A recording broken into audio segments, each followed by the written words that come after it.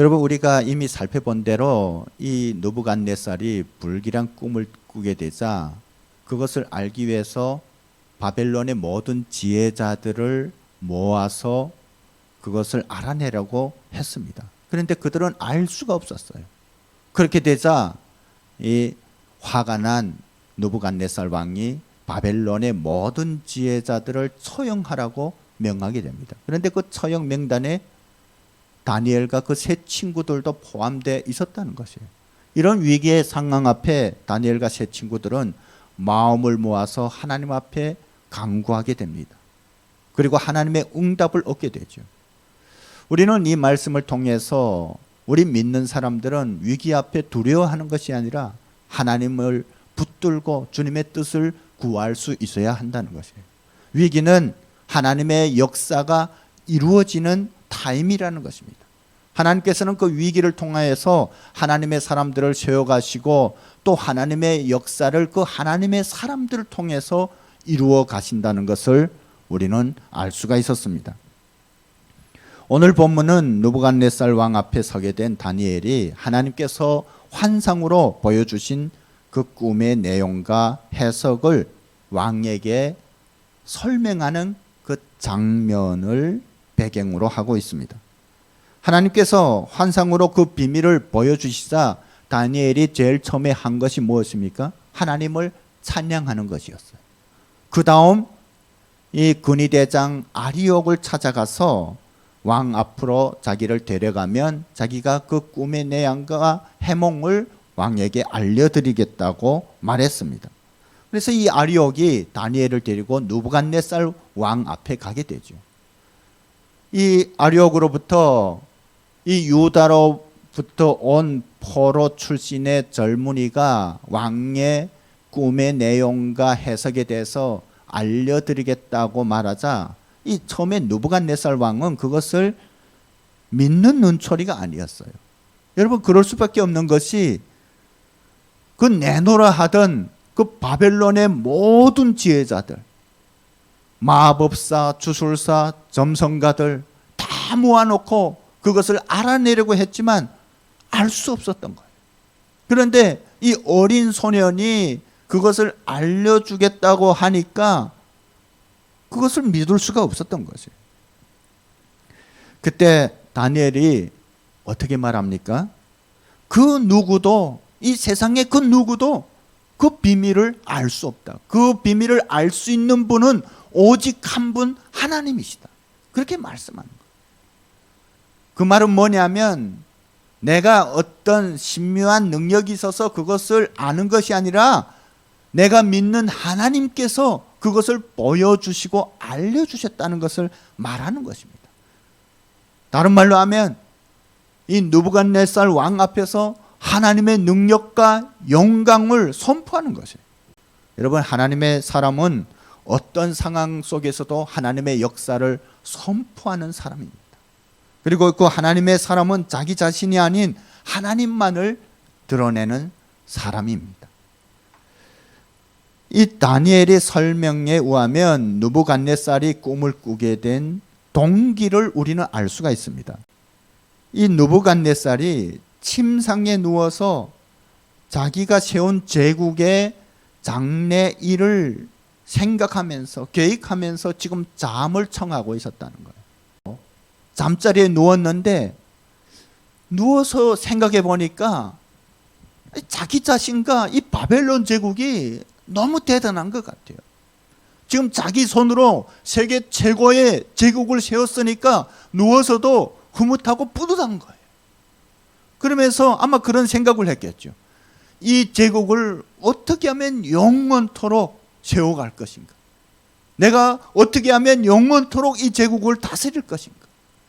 그것에 대해서 이렇게 저렇게 생각하며 계획하며 이렇게 하고 있었다는 거예요. 그러다가 아마 잠이 들었을 수 있습니다. 아마 느부갓네살 왕은 자기가 세계 최고의 제국을 다스리는 왕이기 때문에 자기가 생각하고 계획하고 있는 것을 막을 자가 아무도 없었기에 자기가 무엇을 계획한다면 그 모든 것이 이루어질 것이라고 장담하고 있었을 것입니다. 하지만 하나님께서는 그러는 그에게 그의 생각과 계획이 다 헛됨을 보여주셨던 것입니다. 이 다니엘은 느부갓네살에게 그가 꾸었던 꿈의 내용을 빠짐없이 자초지종 설명합니다. 여러분, 이 느부갓네살이 꾼 꿈은 신상에 관한 것이었습니다. 신상이 무엇입니까? 금이나 은이나 동이나 아니면 철이나 돌 같은 것으로 어떤 신의 형상을 만든 것을 신상이라고 합니다. 여러분, 신상은 하나님께서 미워하시는 것이에요. 그런데 이 신상은 오늘 그 본문에 의하면 그 무엇도 무너뜨릴 수 없을 만큼 거대하고 찬란하였다고 말하고 있습니다. 그리고 무시무시하게 보였습니다. 여러분, 만일 느부갓네살이 꾼 꿈이 여기까지였다면 느부갓네살의 마음이 불안했을까요? 아마 불안하지 않았을 것이에요. 이것은 제국의 장래를 보여주는 것이라고 더 으쓱했을 것입니다. 하지만 그 다음에 이어지는 내용으로 인해서 느부갓네살의 마음이 불안해지기 시작했다는 것입니다. 그 신상은 5가지 재질로 만들어졌다고 말하고 있습니다. PPT 한번 보실까요?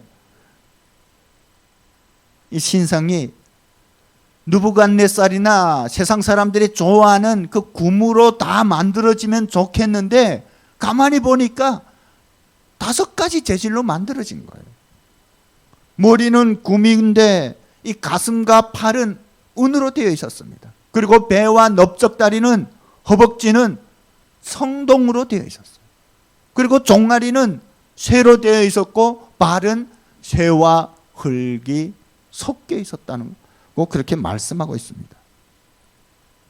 그런데요, 거기까지도 지금 마음에 내키지는 않았지만 그래도 참을 수 있어요. 그런데 진짜로 느부갓네살을 불안하게 한 것은 바로 그 다음이었습니다.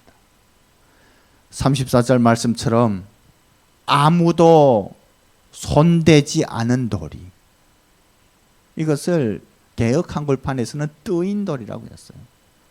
그것은 뭐냐면, 여러분, 돌이 날아오려면 사람이 돌을 취해서 던져야만 날아올 수 있는 거예요. 그런데 보니까 아무도 손대지 않았는데 돌이 산에서 날아와서 이 신상을 치는 거예요.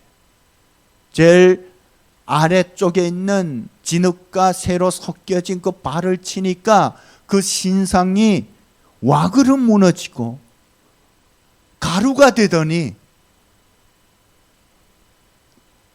먼지처럼 사라지는 거예요. 여러분, 그것을 이 느부갓네살 왕이 꿈에서 보았습니다. 그러니까 이 마음이 불안해지지 않을 수가 없어요. 이 불길한 예감이 들었습니다. 그리고 그 신상을 친 돌이 점점 커지더니 태산을 이루고 마지막에는 온 세상에 가득히 차는 거예요. 불길하였지만 그 꿈이 의미하는 것을 이 느부갓네살은 알 수가 없었습니다. 그래서 그는 번뇌하다가 바벨론의 모든 지혜자들을 불러들여서 독촉했던 거예요. 하지만 그들도 알 수가 없었습니다. 마침내 느부갓네살의 마음이 더욱 불안해져서 하가 극도에 차서 그들을 모두 처형하라고 명하기까지 이르렀던 것입니다. 그런데 그렇게 알기를 원했던 이 꿈이 의미하는 바를 유다에서 포로로 잡혀온 소년이 알고 있었다는 것이죠. 들어보니까 자기만이 알고 있는 그 꿈의 내용을 하나도 빠짐없이 정확하게 말하는 것을 볼 때 그 다음의 해석도 느부갓네살은 믿지 않을 수가 없었던 것입니다. 그런데요, 이 다니엘이 전해준 그 꿈의 해몽 내용은 이 느부갓네살이 듣기에 반가운 소식이 아니었습니다. 하지만 느부갓네살은 그것을 받아들여야만 했습니다. 우리는 이것을 통해서 세상의 통치자들을 다스리시는 하나님의 섭리를 볼 수가 있습니다. 여러분, 하나님께서는 때로는 하나님의 역사를 이루시기 위해서 세상의 통치자들과 심지어 하나님을 대적하는 자들까지도 사용하실 때가 있습니다. 여러분, 성경이 우리에게 그것을 말씀하고 있습니다. 이 느부갓네살도 하나님의 사람이 아니에요. 저 애굽의 바로도 하나님을 대적하는 자였어요. 그러나 하나님의 역사를 위해서 때로는 하나님께서는 그런 통치자들과 대적자들도 사용하신다는 것입니다. 하지만 오늘 본문을 통해서 우리가 깨달아야 할 것은 이 시대를 살아가고 있는 우리 그리스도인들이 지금과 같은 시대적인 상황에서 무엇을 바라보고 무엇을 의지해야 하는지, 또 무엇을 붙들어야 하는지, 어떤 자리에 서야 할지를 하나님께서 우리에게 보여주시기를 원하신다는 것입니다. 우리는 이 말씀을 통해서 우리를 향한 하나님의 음성을 들을 수 있어야 합니다. 왜 느부갓네살에게 하나님께서는 신상을 통해서 말씀하셨을까요? 여러분, 우리가 아는 것처럼 신상은 하나님께서 싫어하시는 것이었습니다. 왜냐하면 신상을 통해서 인간은 헛된 것을 숭배할 수 있기 때문에 그랬습니다. 때문에 하나님께서는 이스라엘 백성들에게 모든 신상을 만들지 말 것을 명하셨습니다. 심지어 하나님 자신의 형상도 만들지 말라고 명하셨습니다.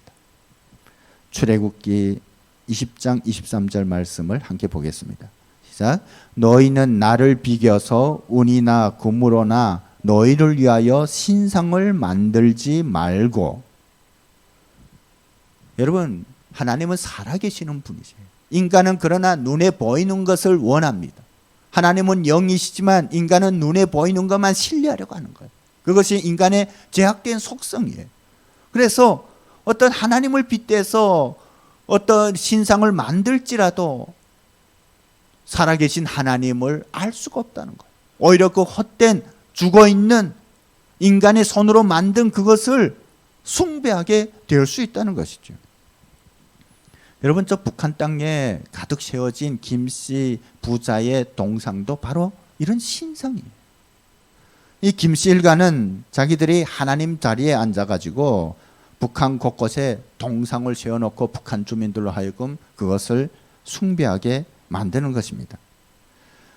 이 역사를 보면 인간이 자기를 신의 자리에 세우고 우상으로 섬기게 했던 나라들과 지도자들이 오래가지 못했던 것을 우리는 알 수가 있습니다. 여러분, 저 소련의 스탈린도 자기의 신상을 소련 전역에 만들어 놓게 했어요. 중국의 마오쩌둥도 마찬가지입니다. 그러나 그들의 말로는 별로 아름답지 못했어요. 이 21세기에 들어와서도 저 소련이 해체되고 그 독립국가 협동체 국가들 중에 저 중앙아시아에 있는 투르크메니스탄이라는 나라가 있어요. 거기에 이상한 사람이 대통령이 됐는데 이 북한을 본따 가지고 자기 나라에 금으로 된 자기 모습을 한 신상을 만들었어요. 그리고 거기 뭐 태양을 따라서 이렇게 태양이 그 주위를 돌게 된 어떤 그런 신상을 만들었어요. 그런데요, 그 대통령이 갑자기 심장마비로 죽었어요.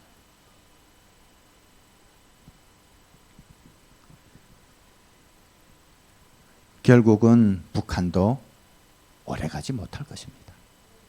하나님께서 가증스럽게 여기시는 신상이 세워진 나라는 망할 수밖에 없습니다. 이 말씀에서 신상은 하나님이 없는 인간의 역사를 상징합니다. 하나님 자리에 서려는 인간의 죄악된 욕망을 상징합니다. 이것은 높아진 마음으로 그 무엇도 무너뜨릴 수 없을 만큼 크고 강하고 영원한 나라를 만들어 가려는 인간의 교만과 욕망을 반영한 것이라고 할 수가 있습니다. 여러분, 하나님이 없는 인간의 역사는 불순종과 교만의 역사였습니다. 하여 처음부터 사람들은 하나님 자리에 자기를 세우려고 했던 것입니다. 여러분, 성경에 나오는 그 선악과 사건도 바로 그것입니다. 하나님처럼 높아지려고 했다. 바벨탑을 쌓았던 것도 그것이었습니다. 우리가 하늘에 닿을 만큼 높아져서 세상을 통치하려고 했다는 거예요. 느부갓네살의 꿈에 나타난 신상은 거대하고 빛이 찬란하고 또한 무시무시한 모습을 하고 있었다고 성경은 말씀하고 있습니다. 여러분, 그 신상이 찬란했다는 것은 무엇을 의미합니까? 그것은 그 인간 왕국에 인간의 제약된 욕망을 채울 수 있는 그런 유혹들이 있다는 것을 말해요. 그리고 무시무시하다는 것은 그런 인간의 왕국에 하나님의 사랑이 아닌 제약된 인간의 욕망으로 인한 미움과 다툼, 갈등, 시기, 분쟁으로 지배되는 나라라는 것을 의미한다고 할 수가 있습니다. 이 다니엘의 해석을 통해서 우리는 금으로 된 머리는 누구를 상징한다는 것을 알 수가 있습니까? 바로 느부갓네살과 바벨론을 상징한다는 것을 알 수가 있습니다. 그리고 은은 그 다음에 세워질 나라, 그리고 청동은 그 다음에 세워질 나라를 상징한다고 말했습니다. 그래서 이것에 대해서 여러 견해들이 있어요. 그런데 가장 맞다고 생각하는 견해는 뭐냐면요, 이 금으로 된 머리는 바벨론을 상징한다면 은으로 된 팔과 가슴은 바벨론 다음에 세워지게 될 메대와 페르시아 제국을 상징한다. 그 다음 배와 허벅지, 청동으로 된 배와 허벅지는 그 다음번에 세워질 무슨 제국이에요? 헬라 제국을 상징한다는 것입니다. 그리고 새로 된 종아리는 로마 제국을 상징한다고 말합니다. 그리고 새와 진흙이 섞여진 발은 로마 제국 이후에 지금까지 세워진 모든 나라들을 상징한다는 것입니다. 거기에는 강한 나라도 있고 약한 나라도 섞여 있다는 거예요. 어쨌든 하나님께서 다니엘의 꿈 해몽을 통해서 느부갓네살에게 보여주시려고 한 첫 번째 메시지는 세상이 자랑하고 강하고 위대하게 보이는 나라나 제국일지라도 결코 영원하지 않다는 것입니다. 때가 되면 그 나라나 제국은 사라질 수밖에 없다는 것이에요. 그리고 아무도 손대지 않는 돌이 신상을 쳐서 무너뜨린다는 것은 여러분, 그 인간의 역사, 인간의 나라들이 마침내 막을 내릴 때가 온다는 것을 말해요. 말하자면 인간의 역사가 끝이 되는 날이 온다는 것을 말합니다. 이것이 하나님께서 느부갓네살에게 보여주시려고 하는 두 번째 메시지입니다. 여러분, 이 아무도 손대지 않았다는 것은 이제 완성하게 될 하나님 나라가 사람들에 의해서 만들어지는 것이 아니라 다름 아닌 하나님에 의해서 세워질 나라라는 것을 의미합니다. 여러분, 이 아무도 손대지 않는 이 뜨인 돌은 바로 예수 그리스도를 상징합니다. 그리고 이 돌이 신상을 무너뜨린 다음에 거대한 돌로 바위로 바뀌고 마침내는 온 세상에 가득하다는 것은 이 하나님 나라가 이제 점점 확장돼서 마침내는 하나님 나라의 완성이 이루어지게 된다는 것이에요. 그리고 그 하나님 나라만이 영원하게 될 것이라는 것을 말하는 것입니다. 이것이 하나님께서 느부갓네살에게 말씀하시는 세 번째 메시지예요. 하지만 세상은 이 비밀을 모르고 느부갓네살 왕처럼 이 땅의 나라가 영원할 것이라고 생각하지요. 하나님께서 일시적으로 허락하신 것을 생각하지 않고 자기들의 세상이 영원하다고 착각하는 것입니다. 자기들이 이 세상의 주관자이고 통치자라고 착각하는 것입니다. 그래서 사람들은 끊임없이 높아지려고 하고 있습니다. 이 땅의 나라들은 끊임없이 강해지고 높아지려고 하는 것입니다. 하나님이 없는 인간의 죄악된 본성은 높아지는 것입니다. 하나님이 없는 인간의 심리는 이 높은 곳을 계속해서 차지하려고 합니다. 왜냐하면 하나님의 자리를 탈취하려는 그 본성 때문입니다. 그래서 자기들의 성을 높이 높이 쌓아서 하늘에 도달하려고 하는 것입니다. 바벨탑 사건도 바로 그것 때문에 생겼습니다. 하나님께서 바벨탑을 무너뜨림으로 인해서 인간의 교만을 경고했지만 사람들은 지금까지도 그것의 교훈을 찾지 못하고 계속해서 높아지려고 하는 것입니다. 여러분, 이 21세기는 세계적으로 어떤 붐이 있어요. 그것이 뭐냐면 마천루 경쟁이에요. 마천루가 뭡니까? 높은 빌딩을 말해요. 여러분, 이것은 어찌 보면 마지막 때가 가까이 왔다는 사인일 수가 있습니다. 세계적으로 350m 이상 되는 빌딩이 현재까지 한 72개 정도 세워졌어요. 그런데요, 2개의 빌딩만 제외하고 다 20세기 후반, 21세기에 세워졌습니다. 이 21세기에 세워진 빌딩이 대부분이에요. 여러분들도 세계에서 가장 높은 빌딩이 어디에 있는지 아시죠? 아랍에미리트 두바이에 세워진 부르즈 칼리파라는 빌딩은 높이가 얼마인지 아세요? 828m. 우리나라 삼성물산이 세웠습니다. 제2 롯데월드 타워 가보신 분이 계시나요? 너무 높죠. 롯데월드 타워가 얼마입니까? 555m예요. 근데 그 부르즈 칼리파는 롯데월드 타워보다 또 200 한 몇십 미터 더 높은 거예요. 세계에서 이 마철루 빌딩이 제일 많이 세워진 나라가 중국입니다. 그런데요, 저 부르즈 칼리파도 몇 년 뒤에면 최고의 빌딩이 뭐 어때요? 지금 세워지고 있는 빌딩이 있어요. 사우디아라비아 제다라는 도시에 제다 타워가 세워지고 있는데 이제 그것이 완공되면 높이가 얼마인지 아세요? 1007m예요. 1008m인지. 그 빌딩 높이가 1km가 넘는 거예요. 여러분, 그것은 인간의 욕망을 말합니다. 하나님처럼 높아지려는 인간의 그 욕망 때문에 그런 거예요. 그러니까 다른 나라들에서도 또 그것을 갱신하려고 그런 프로젝트들을 발표하는 겁니다. 심지어 높이가 2km, 3km, 4km까지 되는 빌딩 프로젝트들이 발표되었어요.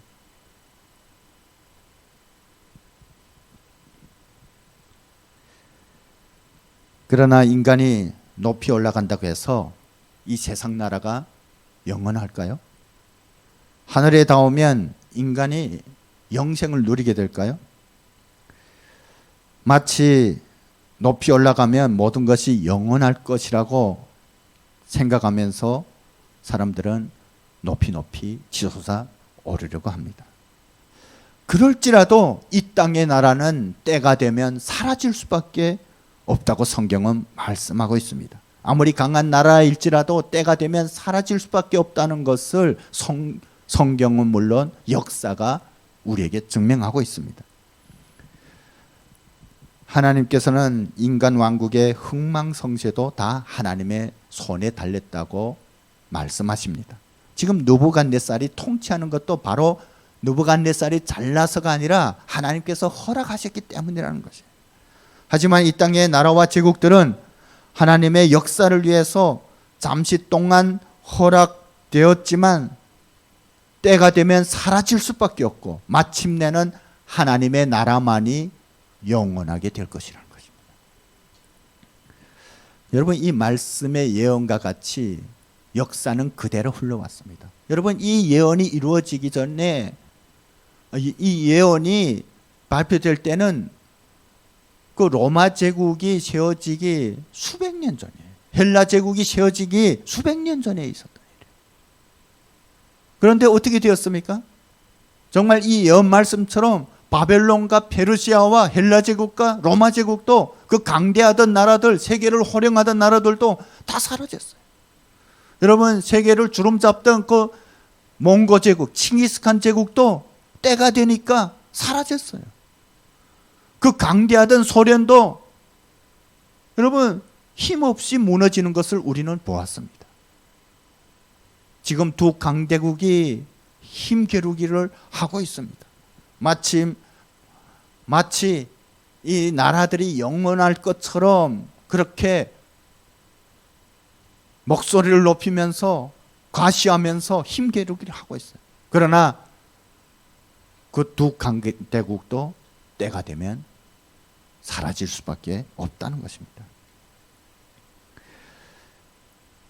천재적인 물리학자였던 스티븐 호킹 아시죠, 여러분? 지금 사망했지만 그 사망하기 전에 그가 이런 말을 했습니다. 이 100년 내에 인류가 다른 행성의 식민지를 만들지 않으면 아마 인류는 멸종할지 모른다고 했습니다. 인간은 이 땅에서의 그 왕국이 영원할 것 같지 않다는 불안함 때문인지 아니면 스티븐 호킹의 그 말 때문에 그런지 여러분 최근에 와서 여러분들도 뉴스를 통해서 듣는 것처럼 어떤 다른 행성에 대한 지대한 관심을 가지고 있는 것을 볼 수가 있습니다. 작년도에요. 저 미국과 중국과 인도 그리고 아랍에미리트에서 이 로켓을 발사했어요. 그 로켓은 뭐냐면 저 화성 탐사선들이에요. 그래서 지금 6개월 동안 그 로켓이 탐사선들이 날아가서 지금 화성 대기권으로 지금 돌고 있어요. 그 나라들. 여러분, 이 화성 탐사에서 가장 지금 앞선 미국에서는 벌써 그 화성을 이렇게 연구하고 탐사할 수 있는 그런 기구들을 화성 표면에 몇 개를 착륙시켰어요. 이번에 보낸 것도 이미 안전하게 착륙해서 활동하고 있습니다.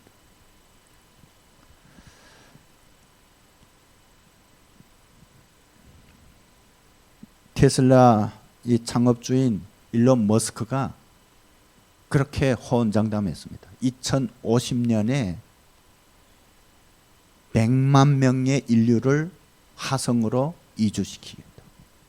그래서요, 지금 계속해서 그 로켓 시험을 하고 있습니다. 그 갔다가 돌아올 수 있는 로켓. 요 며칠 전에 또 시험했는데 그 로켓이 이렇게 높이까지 떴다가 다시 내려앉는 데까지 성공했다가 얼마 후에 폭발했습니다. 그런데 우리가 생각해야 할 것은 가령 화성으로 가는 유인 우주선이 개발되고 또 영화에서 나오는 것처럼 화성에 식민지가 건설되고 지구인들이 그곳에 정착해서 새로운 나라를 세운다 할지라도 여러분 인류 역사가 영원할까요? 여러분 이 땅의 제국이나 나라들이 영원하지 않는 것은 이 지구촌이 비좁거나 자원이 부족해서가 아닙니다. 그런데 사람들은 착각하고 있어요. 여러분 그런 것은 지금까지 왜 제국들이 세워졌다가 사라졌습니까? 그것은 인간의 제약 때문이라는 것입니다. 하나님이 없는 나라는 불안정할 수밖에 없습니다. 제약된 인간이 살아가고 있기 때문에 그 안에는 불안과 미움과 시기와 다툼, 정쟁, 갈등이 멈추지 않는 것이에요. 그것 때문에 나라들은 세워졌다가 사라질 수밖에 없습니다. 그런 이유로 인간이 화성으로 가든 아니면 달나라에 가든 상관없이 가는 곳마다 그 제약된 본성들을 가지고 갈 수밖에 없다는 거예요. 제약된 본성은 태양계나 아니면 은하계 어디로 갈지라도 따라갈 수밖에 없다는 것입니다. 그것은 다른 말로 하면 인간은 결코 영원한 왕국을 만들 수가 없다는 것이죠. 그 말은 다른 말로 하면 어디에 가든 하나님의 심판을 피할 수가 없다는 것입니다. 하나님의 섭리는 분명합니다. 하나님께서 구원의 역사를 이루시기 위해서 잠시 세상의 나라를 허락하지만 그것은 이제 완성하게 될 영원한 하나님의 나라를 위해서라는 것입니다. 구원의 역사가 완성하게 될 때 이 세상의 모든 나라가 사라지고 모든 영혼들은 하나님 앞에 서게 될 것이라는 것입니다. 그리고 그때에 구원받은 영혼들만이 영원한 하나님 나라에서 주님과 함께 영생의 삶을 살게 될 것이라는 것입니다. 그때에는 이 세상 제국의 거대함도 화려함도 무시무시함도 흔적도 없이 사라지게 될 것임을 이 느부갓네살에게 보여주신 환상을 통해서 하나님께서는 우리에게 말씀하십니다. 때문에 하나님의 백성들은 이 땅에 미련을 두지 말아야 합니다. 세상의 화려함에 마음을 뺏기지 말아야 합니다. 세상의 거대함에 우리가 주눅들 필요도 없다는 것입니다. 왜냐하면 이 땅에 보이는 모든 것은 한갓 신기루에 지나지 않기 때문입니다.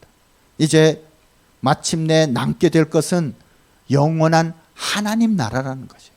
때문에 우리는 그 영원한 하나님 나라를 소망하면서 살아야 합니다. 그 영원한 나라를 소망하는 사람들에게 하나님의 능력이 임합니다. 하나님께서 이 세상에서도 넉넉히 하나님의 능력을 나타낼 힘을 주시고 하나님의 역사를 이루신다는 것입니다. 여러분, 그러한 소망을 가진 사람들은 세상이 이길 수가 없습니다. 죽음도 이길 수가 없습니다. 그 능력을 우리는 부활의 능력이라고 합니다. 그런 부활의 능력을 가진 자를 세상은 결코 넘어뜨릴 수가 없습니다. 지금 코로나 상황에서 많은 사람들이 위축되고 불안하지만 우리가 이제 우리에게 약속된 그 영원한 하나님 나라, 이미 우리 가운데서 시작된 나라, 마침내는 완성되게 될 그 나라를 소망하고 주님의 약속 안에서 주님의 말씀에 순종하며 산다면 우리는 분명히 하나님 앞에 위대한 칭찬과 상급을 받게 될 것입니다.